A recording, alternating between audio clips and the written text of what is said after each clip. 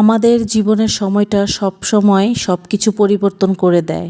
আমরা জানি না এখন থেকে ঠিক 1 মিনিট পর আমাদের সাথে কি হতে চলছে বা কি ঘটতে চলছে, কিন্তু জীবনে এমন এমন কিছু ঘটনা হঠাৎ করে আমাদের সাথে ঘটে যায়। তো হ্যালো এভরিওয়ান, কেমন আছেন সবাই? আশা করি সবাই অনেক ভালো আছেন।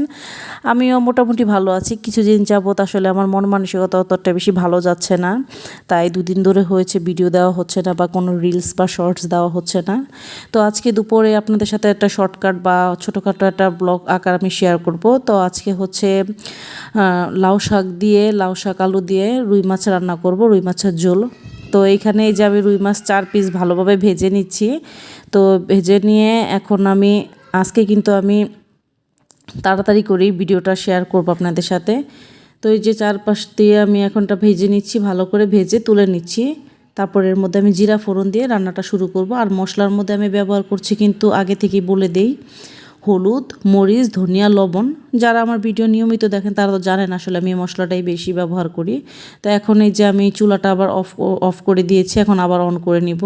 তো অন করে এই যে আমি জিরা ফোড়নটা দিব, চুলাটা আমি অফের থেকে এখন অন করে দিয়েছি। জিরা ফোড়নটা যখন একটু কালার হয়ে আসবে বা স্মেল ছড়াবে, এর থেকে একটা ভালো সুগন্ধ ছড়াবে, তখন এর মধ্যে আমি যে মশলাগুলো রেডি করে রেখে দিয়েছি, যে আমি মিক্সড করে রেখেছি, ওগুলো আমি এর মধ্যে দিয়ে ভালোভাবে নাড়াচাড়া করে কষিয়ে নিব। তারপর এর মধ্যে আমি আলু, তারপর যে শাকগুলো কেটে রেখেছি, লাউ শাকগুলো সব আমি একসাথে দিয়ে দিব।